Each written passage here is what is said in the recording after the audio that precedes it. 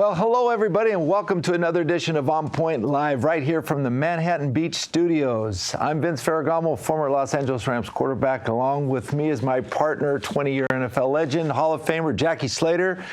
Jackie, we are at week 10 already, halfway in the season. Where is the time going, Vince? I don't know. Everything's happening so fast. Just yesterday, we were in the preseason. I know. And then who we are now. And now we got to decide who's the best in the league, Jackie, of all these teams we've seen play. Okay, some would say the Baltimore Ravens, after, up till the first half of that last game they had against Cleveland Browns, they were up 24-9, and they come back to lose it.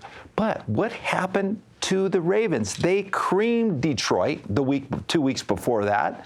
They beat Seattle. They wiped them out. And then you just think they would just run the table the rest of these games. But it didn't turn out that way, Jack. On occasion, Vince, I remember when you and I were playing, we had a couple of pretty good teams, and we had a game that was just, nobody could explain it. And we called them stinkers.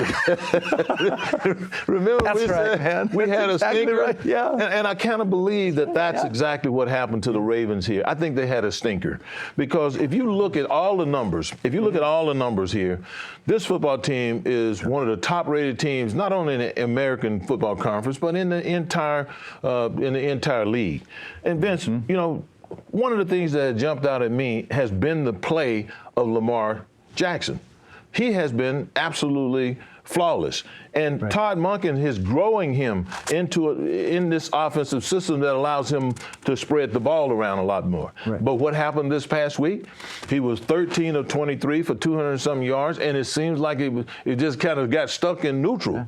But the thing that you have to look at when you think about this team right now is he's going to get better. Lamar's going to grow through these things. I've seen him do that in some other instances. But the other thing you have to look at is what travels, Vince. This football team has the #1 defense in the National Football League against the rush. Right. Running games travel late in the season and in the postseason. And if you can't run the ball, like they're stopping the run, if you can't run the ball against this team, they're going to put you in some bad situations. They have the #1 rushing attack in all the NFL. They have the #1 rushing attack, and they have the #2 defense against the rush. Right. I said #1. They have the #2 defense. Well, they're right up at the top. They're right up at the top. So usually teams that stop the run, they run the ball well. Right. And this is exactly what we're seeing here. So when I look at this Raven team, I see nothing but optimistic about where they're going in the future, and it has a lot to do with what Todd Monken has been doing with the quarterback. I agree 100% with that, and I think John Harbaugh was very astute when he went to select his offensive coordinator. He selected out of 21 coaches, he got Todd Monken to come aboard, and what he's done is made this team almost undefensible. I mean, you can't defend this team. If you're a linebacker, Jackie, you're lost in space. You don't have any keys. You don't have any clues. They give a lot of false keys. Exactly. They make you read a lot of things that historically would tell you to go one place as opposed to another place. And you said this past game against the Browns, they were in neutral. Yeah, but why not? The Cleveland Browns are the #1 rated defense in the NFL. That's why Myles Garrett and the crew. Absolutely. I mean, and they've got a great defensive coordinator over there, Jackie. The AFC North, probably one of the toughest divisions in football. But I do like the Ravens. Now, do you think that Lamar Jackson can take this team at a championship level and take them all the way? Well, that's been the big question. And I think that Monken's job, part of his job has been to equip Lamar with the passes and the passing game and the receivers and everything else that they have at their disposal so that he doesn't run around and take too many chances and get hurt. Because remember, the last 2 seasons, he has missed huge chunks of the season with his team in contention to get into the playoffs and make some noise. So keeping him healthy has to be a priority of Harbaugh and Monken there right now. And I think part of it has to do with the fact that they're getting that ball out of his hands a lot quicker. And that's true. And, he is the type of quarterback, Jackie, that can maneuver himself in the pocket and create different throwing spaces that will allow him the comfort zone where he's not being pressured by defenders to knock the ball down. I think they got in trouble last week The one ball was tipped, picked for a pick six. That's kind of a freakish play. That doesn't happen. It's very rare to see with this offense.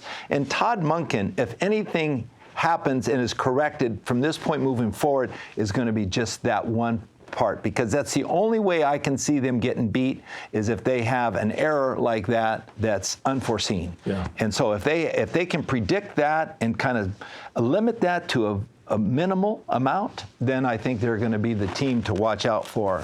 There's other teams too, though, Jackie, that are really good in this NFL I know. race. Who do you like? Well, the San Francisco 49ers kind of had a bounce-back week, Vince. They did. It is the 49ers again. They go on the road and they play the AFC first-place team, and they beat the Jaguars 34-3. Was that a surprise? Well, I was surprised. I was surprised after losing 3 straight games in a row. Yeah. They lost to Cleveland, they lost to Minnesota, they lost to Cincinnati. Right. And then why not go and lose to Jacksonville? Yeah. But they did that wasn't the case. They showed up well. San Francisco outgained them 437 total yards to 221. And then, the trade of Chase Young from the Commanders. He's back with his old buddy. Yeah, we saw him on the sideline kind of like having some fun, right? Yeah, well, they went to Ohio State together. They were teammates there. So they're like renewing this whole thing. And they were the two guys that were productive rushing the passer. He had half a sack, and then Bosa had a sack and a half. So the combination of these two guys and the camaraderie and all of that, it's going to build a unique chemistry on that defensive front. And I think it's going to be very, very difficult to deal with their defense as we go on into the season. Now, another thing that happened was Deebo Samuels was back in the lineup, and his presence was desperately missed. And you saw that long run he had beautiful reverse. Just this past week. Beautiful. So him being back, Brock Purdy obviously is healthy and everything. I think they got to be one of the best teams in the NFC. And Sunday they snapped that 3-game losing streak, as I said, to Cleveland, Minnesota, and Cincinnati. So they're probably back on track right now, and they're going to be very difficult to handle. And when they get a guy like Chase Young to not only bolster their defense, that creates more depth. And that's the belief that the 49ers have. And when they look at, the strength of their team, their offensive line, their defensive line, how they can pressure, and this is a pass-happy league now, so you have to on defense. You're limited in the way you can cover these receivers because the receivers really have carte blanche out there. Right. You got to put pressure on the quarterback. It's the only resort that defenses can rely on. And if you can't rush the quarterback, Jackie, you're dead. Yeah, that's true. And they keep getting more defenders. They didn't need a defensive lineman. They already stacked. Now they get Chase Young to come back. What they did was they added some more consistency to the number of times they can put pressure on the quarterback, which is exactly what you said.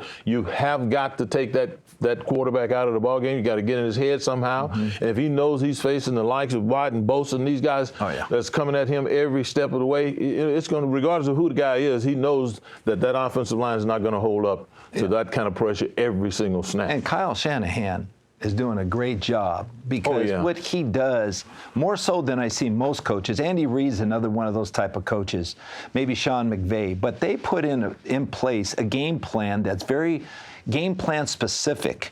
And it's the job of a coach is to put your players where they can become successful. Right. And when they can put a play and design a play like a Deebo Samuel, how am I going to get him the ball? Okay, this week we're going to have him run a reverse. Or next week, we're going to just put him in the backfield, let him run a flat route or a wheel route out of the backfield. Or the following week, have McCaffrey's going to run here. Or I'm going to get George Kittle involved this week. Right. They're all different game plans. And it's amazing for me to watch the development of these plays and how they orchestrate these plays, and they're all in connection with one another. Yeah, and they're setting plays up. Everybody's not doing this. No. Everybody's not doing it. Even some of the better young coaches that are out there, they're not consistently putting defenses in a bind like Shanahan is doing. And it goes all the way back to what I told you, is that don't think for one moment that Mr. Shanahan's father is not being a consultant somehow for his son. And he was one of the best run game coordinators and certainly Super Bowl winning coaches that we ever saw. Yeah. When he was over there at Denver. Jackie, we can't forget the other two teams that are right at top of their game, and that's the Chiefs and the Eagles. Oh, yeah. Now, both these two teams, Jackie, Andy Reid's coming off a bye.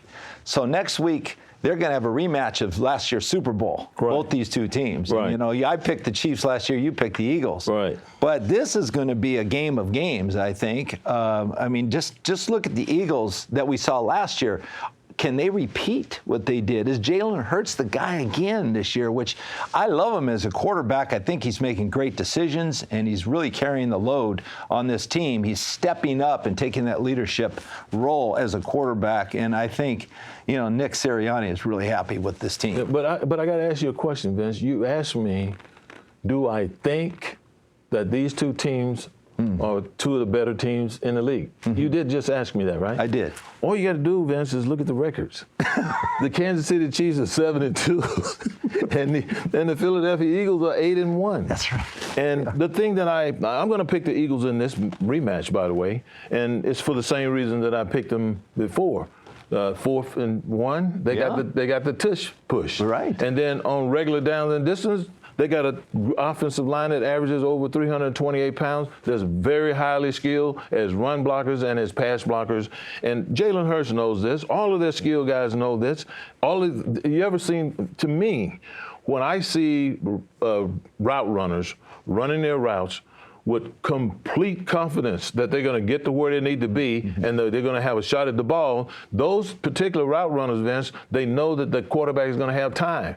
They're not thinking that the quarterback is scrambling and trying to get away from the rush. Yeah. And the reason why they know he's going to have time is because of the offensive line and the running game. A.J. Brown is a beast, Jackie. A.J. Brown, they should have never let him go from the Titans. And he's been wonderful for this team. I mean, he carries. He's a unique. He does it all, guy. And they also have Smith too on the outside who can get deep. So I mean, this team is set. But you're right. They have the nucleus of talent up front, which controls the game, controls the run attack. They're one of the best running attacks in football, maybe behind the Ravens. And they're great against the defense. Their defensive front is the number one team against the rush in the NFL. And if you can't run the ball. If you can't run the ball, you can't stop the run. Now, historically, and I've told you this, Vince, teams that do a really good job running with the football, if you look at their defenses, they do a good job of stopping the run. Mm-hmm. Because on a daily basis, the running game has to work at getting low pad levels, getting good fits on defenders and everything, and the defense that's giving them a look, they got to play at that same pad level. So usually those two go hand in hand. And, for Philadelphia, Jackie, they only have to go 9 yards for a first down. You understand that, right? Because the tush push, that's an automatic first down for them on third down. So they have 3 downs to go 9 yards. They don't have 3 downs to go 10. Right. Okay, so they can get that, convert. And it can almost they are 100%. And can almost gamble anywhere on the field with running. It doesn't matter where they're at. Mm-hmm. Yeah, they can't stop it. You got Jalen Hurts, unbelievable. Vince, C.J. Stroud, we got to talk to Texans a little bit. This guy's and the Texans are no joke right now. Starting the season off, I don't know what we thought was going to happen with them bringing back the old D'Amico Ryans who played for them and then having the opportunity to get a high pick. I don't know what we were thinking at that particular time, but if you watch what they have been doing lately here, it has been amazing. It's been amazing for a rookie to have the success that he's having. I mean, just think, C.J. Stroud and the Texans, they go to Cincinnati, they beat Joe Cool Burrow, your boy, over there at the Bengals, 30-27. Stroud, at this point, has thrown for 2,626 yards, passing, and that's the third most through a rookie's first 9 games in NFL history. And Houston is now 5-4. Now, they have beaten Jacksonville, Pittsburgh, and Cincinnati. Coach D'Amico Ryans has them playing, and Stroud is leading. Can the Texans catch the Jaguars and win the AFC South? Take a look at that schedule right there, Vince. Yeah, that's very doable for the Texans. And if there's a team that can surpass the Jaguars, it would be C.J. Stroud and the Texans, because I like what D'Amico Ryans has brought to the table for this team. I voted for him when he was a lot candidate to win the lot player of the year when he was in college out of Alabama. And he came to the 49ers. Then when he retired, he started coaching. He's very skilled. He is he's a proponent for intelligence. He wants to see the team think it out and then they want to execute. Yeah. He's high on 100% involvement, and he requires and expects, like a Bill Belichick did, the attention to detail. And high-intensity practices. I'm telling you, Jackie. And then he went with his offensive coordinator from the 49ers. They moved over there. A lot of people are talking about, this is a defensive-minded coach. No. They have as much on offense as they do defense, don't forget. And they're instructing C.J. Stroud, and he's getting great teaching and great coaching at that level. So, Vince, would you say Rookie of the Year a lock? And maybe now in the conversation for league MVP? Man, there's some good Stroud? rookies out there, Jackie. There are some really good, talented players. The kid from Detroit, Sims, who's the running back for Detroit, has been playing great. There's a lot of good players around the league that have stepped in first year. I agree. But no one with the prominence that C.J. Stroud and what he's able to accomplish as a quarterback and lead your team to where they're at today. So I think it would be one of the frontrunners. B.J. Robinson from Atlanta is doing a great job running football. So he is.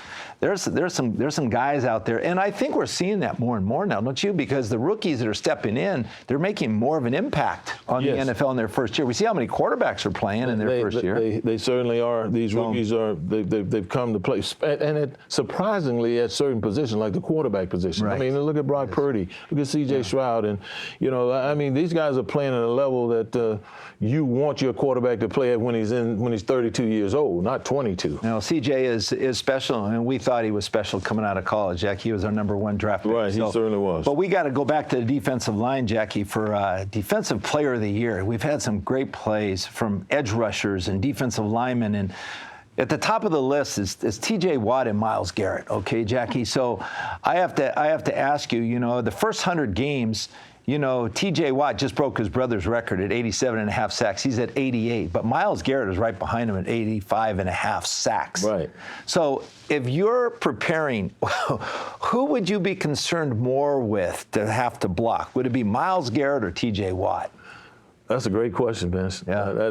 That's almost like me asking you, who do you want to be your quarterback, Joe Burrow or Patrick Mahomes? Yeah, that's tough. You know what I mean? It's tough. Now, Vince, right. the way I'm going to answer that question is to let you know that one of them is a pure defensive end. Big guy, tall, 285 pounds, and that's Garrett. Yeah. The other guy is an edge rusher, Watt. Mm-hmm. He's an undershort, powerfully built, explosive movements and everything. Now, the difference between these two positions, first of all, if these two guys are the final contenders for the defensive MVP award, they're going to give it to the guy with the biggest numbers, who had the most sacks. That's the way that pretty much goes. Right. But when you think about dealing with Garrett and Watt, Garrett pretty much stays at home. He pretty much stays over the left tackle, maybe sometime over the left guard. Right. He is a defensive end at 6'6", 285 or whatever it is.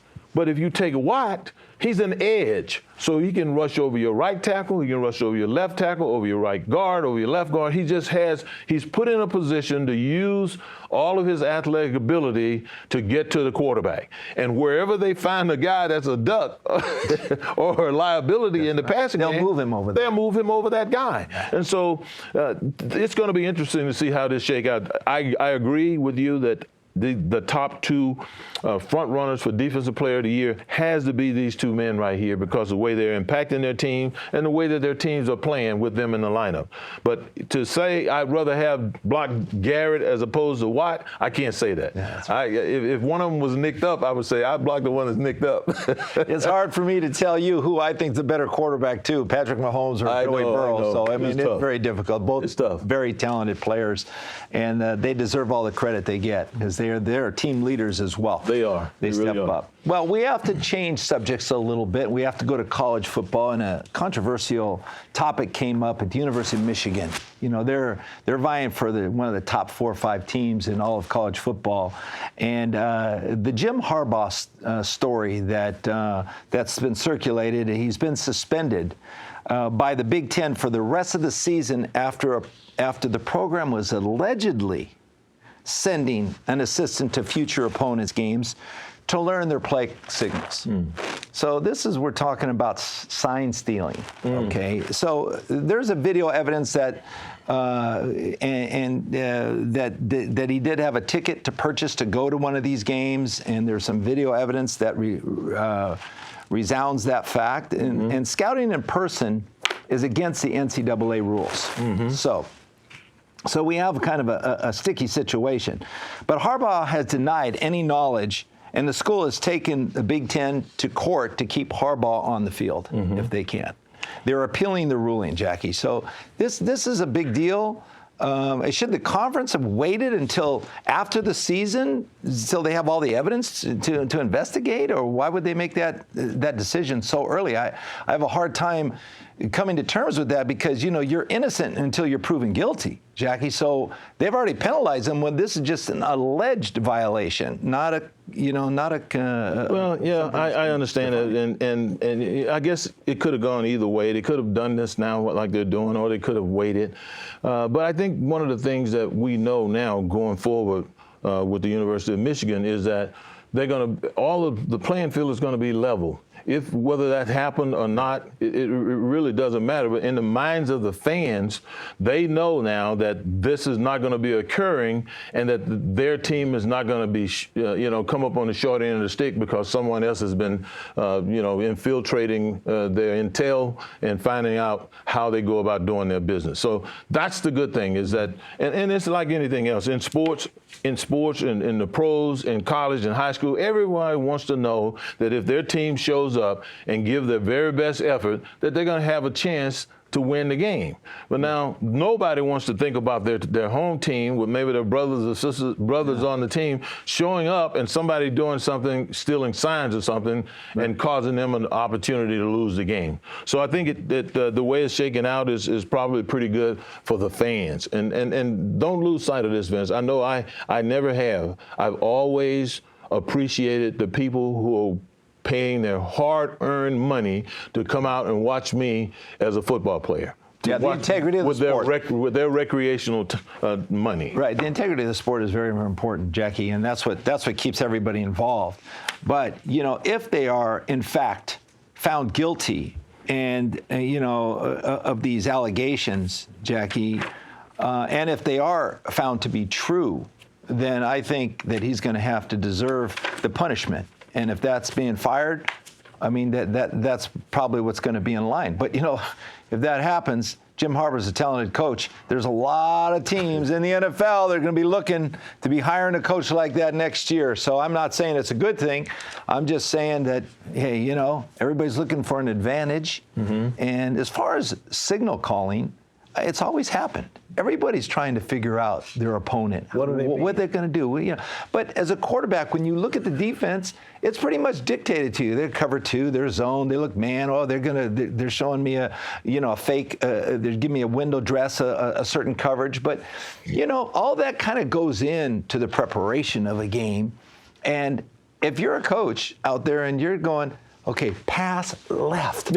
I'm passing left. Okay, if you're dumb enough to do that, I mean, come on. There's no signal stealing right there. Think about the baseball coaches. They walk up and the first thing they do is they put their hands over their mouth like this, as if someone can read their lips. Or the coaches, they're reading their plays. They're covering up their mouth. Okay, that's just covering up. That's what you're supposed to do. Yeah. Now this subject right here, Vince, covers a couple of things. You talk about coaches on the hot seat, and then you also talk about quarterbacks. You always talk about quarterbacks, but it's been a disaster of a season in New York City with the Giants. After having high expectations following a playoff win last season, they were 2-7 this season, and they show little chance of improving, especially since quarterback Daniel Jones is out for the season with a torn ACL. Now Jones is locked into a 4-year, $160 million contract, Vince. What?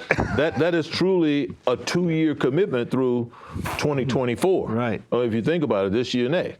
If the season ended today, the Giants would have the 3rd overall pick. Have we seen enough of Daniel Jones to expect the team to draft a quarterback in the upcoming draft? Well, Brian Daboll, we both like him as a coach, but they are one of the most intriguing teams this year. I shouldn't even say intriguing. They're most disappointing teams that we've seen play ball, because And I think there's some contributing factors to that. Not necessarily what the coach means to the players, but Saquon Barkley, as you recall, was holding out at the beginning of the year, and they depended on him to have a strong running game in the beginning, and he was out a few games. They were without a running attack, actually. Their offensive line has been dismal this year. They have not performed well at all.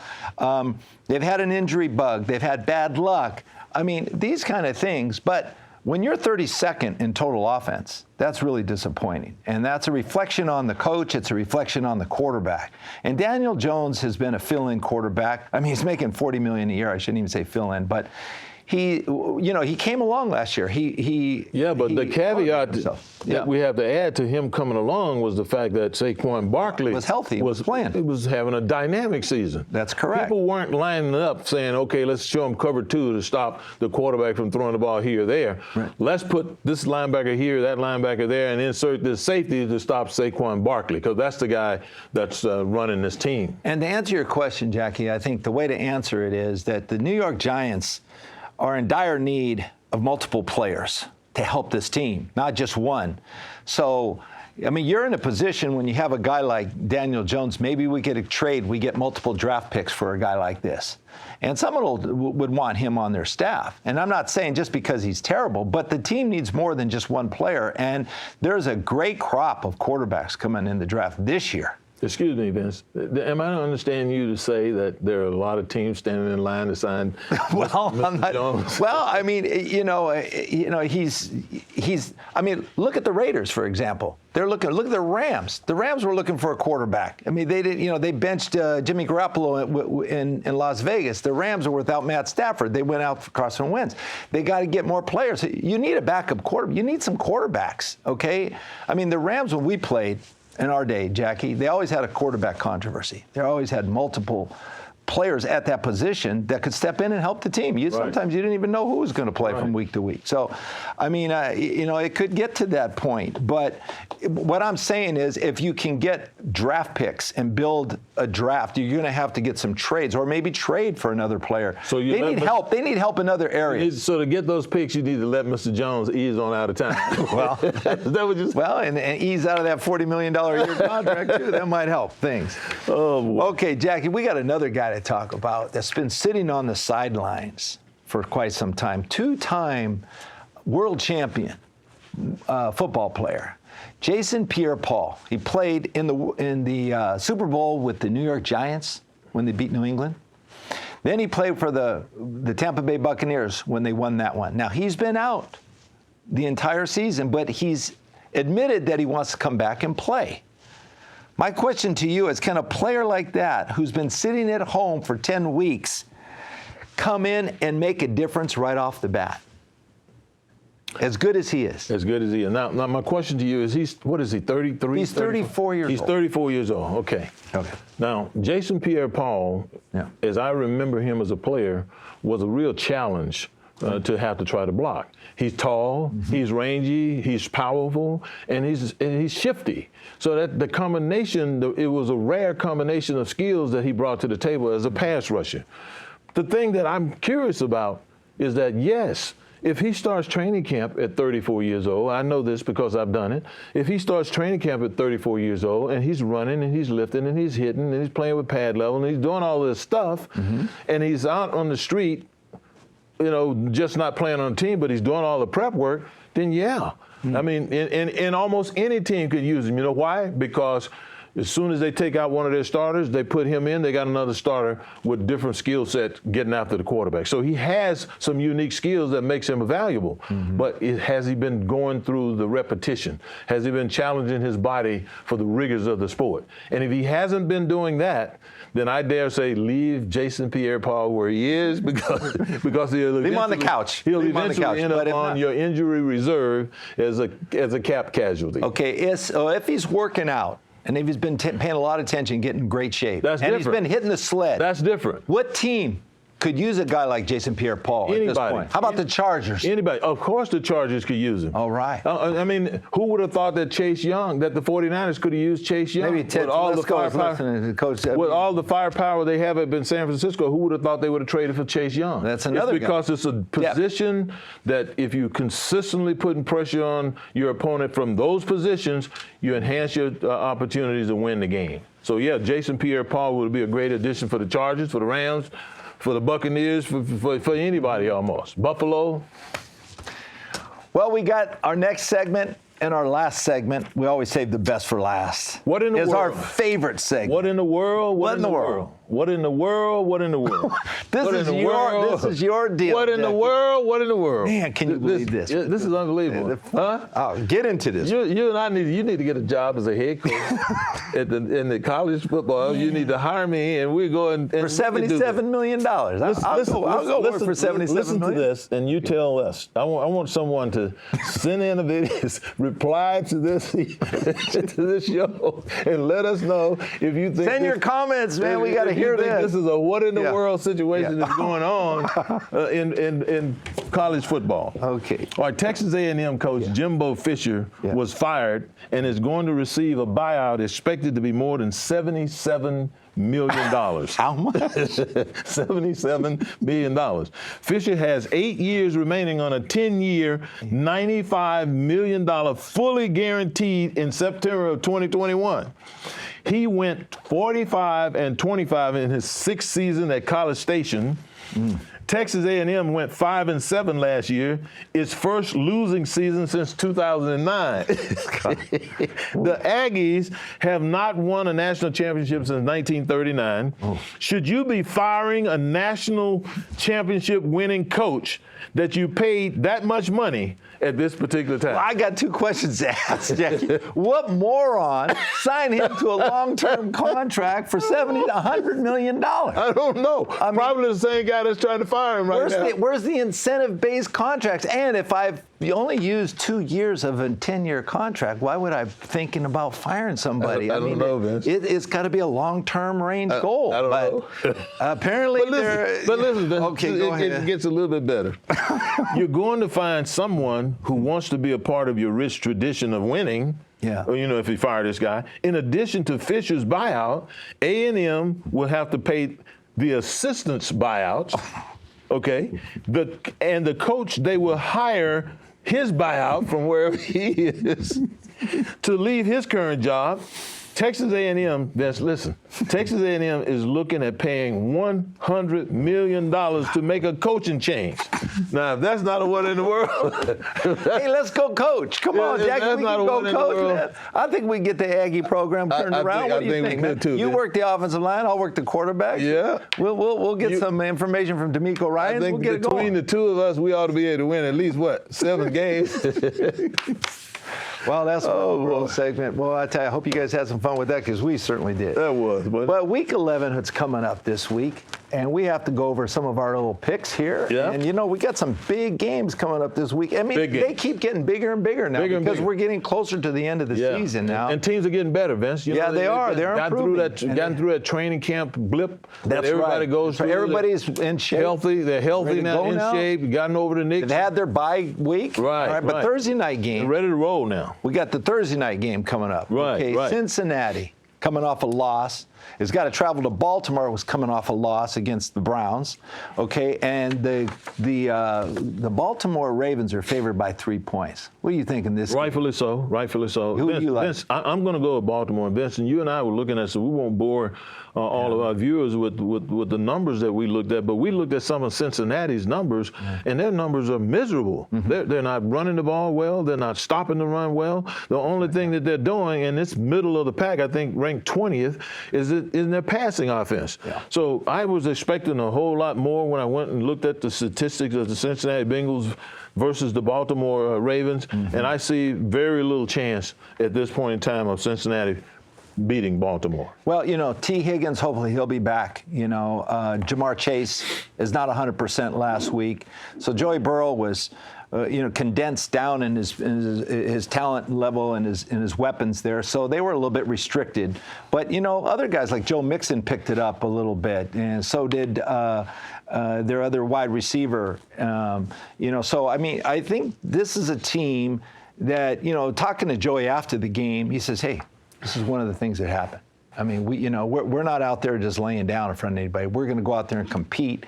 And I think this team is, I think, everything's resting on his shoulder. I'm surprised. I'm listening to you, here, and I'm very surprised and a little bit disappointed in you, actually, that you haven't one time said they need to cultivate their running game. You have told me for years and years and years your best ally as a passer was your team's ability to run the ball.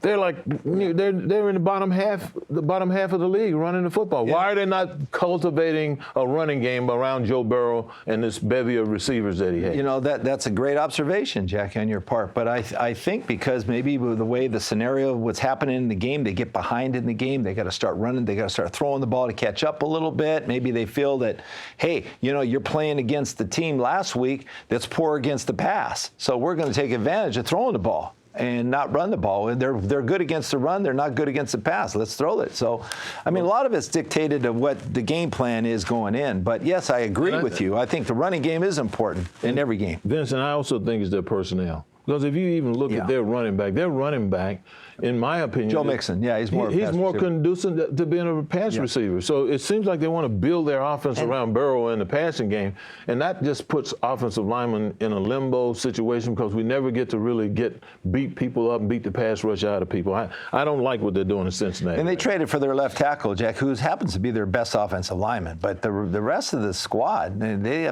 have to work better in unison. Right. I mean, collectively, they're not protecting the quarterback. I mean, Joey's getting hit almost every time he's throwing the ball. I mean, and they're getting close. There's pressure. There's pressure. So, I mean, it's not like you're playing Jared Goff behind the Detroit line offense. He's got plenty of time to throw. You know, I mean, that's a big difference. So, let's wait and see what happens. But I think I'm going to take Cincinnati to cover that one. Okay, Week 11, Jackie, you got Pittsburgh. You're going to take Cincinnati to beat Baltimore? No, I'm not. I think they're going to. I think it's going to be a close game. Sure. I'm not giving up on Cincinnati. All right. And I do like Baltimore. Baltimore's difficult to stop on offense. I'm jumping off the Cincinnati bandwagon right now. For sure. Okay. How about the Pittsburgh and Cleveland? Okay, another AFC North contest, Jackie. Cleveland's favored 4.5 points. How about Mike Tomlin, Vince? Mike Tomlin, his football teams have been some of the most miserable teams to watch through the first 2.5 to 3 quarters, and they still end up winning the game. Exactly. They still end up winning the game. So throw out the stats. When you're talking to Mike Tomlin. I mean, but you know what? Kenny Pickens has got to take his gloves off. I mean, I don't know what he's wearing his gloves for. Take them off, Kenny, man. You can throw the ball better without your glove. I don't care what glove you've got on. You think you can throw the ball well. Take it off. Throw the ball. I mean, that's my take on that one. But who do you like? Well, I'm gonna have to go with Pittsburgh, even though I like Cleveland's defense, and I think they can be smothering at times. I'm going with Pittsburgh because they have figured out that if they play football for the entire game, they have a chance to win, and that's a mindset that I always wanted to be a part of. And this is a rivalry, Jackie, in Ohio, okay? These two teams, they know each other. They play each other all the time, and they know each other better than anybody else. Right. And they're going to play. Pittsburgh's going to throw out all the stats. They don't care. They're just going to get after it, and that's the way they play. And so will Cleveland. But, it's going to be a slugfest. It's going to come right down to the last fourth quarter in that game, and we'll see. But I think if Pittsburgh can play a full game, and they play good offense, because their defense will play. Right. I think they're going to take it. And they're going to run the ball. Yeah, Pittsburgh. Okay, now how about this game right here, Vince? Seattle and the LA Rams. That's one that's dear to our hearts. And I mean, I think if you give Sean McVay 2 weeks. That's right. He had that with the team that he has, and we're not sure who's going to be the quarterback at this point in time, but certainly if Matthew Stafford is back at the helm, Carson Wentz, they signed him. He's another legitimate guy to come in and be an adequate quarterback. But if they can just, if they get Matthew Stafford back, I like him in a duel against the Seattle Seahawks defense. I think he'd win that battle. Well, the first game was all Matthew Stafford and the Rams. That was in Seattle, but turned around as fair play. It's hard for me to think that Seattle doesn't have that on their mind. and they're going to come in to town with a chip on their shoulder.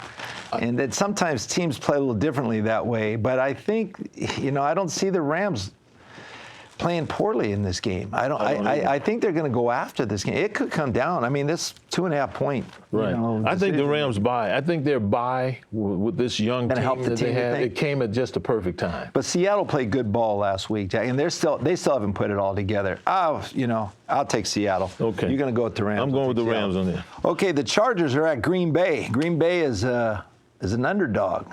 So you got the Chargers favored by 3. What do you think?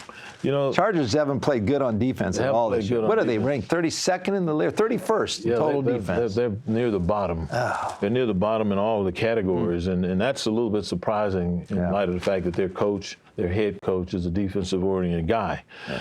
So that's a little bit disappointing, I know, for Charger fans here in Los Angeles. But if I gotta make a decision on this particular game relative to which one of these quarterbacks is going to be playing the best, then I'm going to have to go with the Chargers to win this game, because their quarterback has been doing one fantastic job of leading his team. Even though he's got a broken finger on his non-throwing hand, he's not blinked, Vince. Mm-hmm. He has not blinked. He has consistently stood in there and competed, throwing his body around. So I'm going to have to go with the veteran quarterback in this case. I like the Chargers. Justin Herbert, he's the better quarterback, and I would probably have to lean on the Chargers as well, because Quentin Johnston is starting to come around, Jackie. We talked about him a few weeks ago. Last week, he did. Mm-hmm. We said he needed to step up. He needs to start concentrating and getting more involved in the game plan. And I think he's starting to come. I think gives another weapon for the Chargers. And, the Chargers, if they can get that running game going a little bit, because, Green Bay likes to run the football at home, especially in a game like this. And if the Chargers can play better defense, I like the Chargers. I think they'll play better this week. Well, they're not doing that much better against the run. So. Yeah, we'll I guess the answer is going to be run the football for the Chargers to run the football. Yeah. Eat up the clock so they can't get back on the field. Right. How about the Jets at Buffalo, Jackie? Buffalo is 7-point favorite. Well, I like the Jets' makeup. I like the leadership of that team. Defensively. I don't know about offensively. I like the head coach. But in this particular case, I'm going to have to go with the Buffalo Bills. Uh-huh. I think the Buffalo Bills, even though they haven't played as well defensively all season long. Since losing their defensive coordinator, he stepped away, Leslie Frazier, and now the head coach is taking over the duties of being the head coach and the defensive coordinator. I think the defense has taken a step back. But I still think in this particular case, because of the lack of experience at the quarterback position, and Buffalo having that advantage, I'm going to give them the edge over the Jets in this game. I'm in agreement. I like that too. Very good. Okay, the Monday night football is the game of the week. The pick, the last year's Super Bowl contending teams. We have the Chiefs are playing at home against Philadelphia, Jackie. Right. Kansas City's favored by 3. Right. I picked the Kansas City Chiefs, but this week, oh no, my man. Don't tell me you changed. Well, who's Mahomes' favorite target?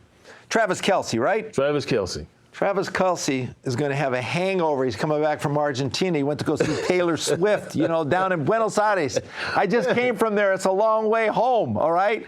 Does he have football in his mind when he's there? I don't think he had football in his mind. No. He's got music on. Well, everybody loves music. I love music too. I like a little music. But, I'm going to favor Philadelphia in this game because they're coming to town ready to play. With a blue-collar mentality? That's it. Yeah. I got it. As opposed to a Hollywood mentality? That's it. I'm inclined to agree with that, but I've always liked the Philadelphia Eagles. I've always liked that tush push. Uh-huh. Everybody's capable of doing it, but nobody does it like they do.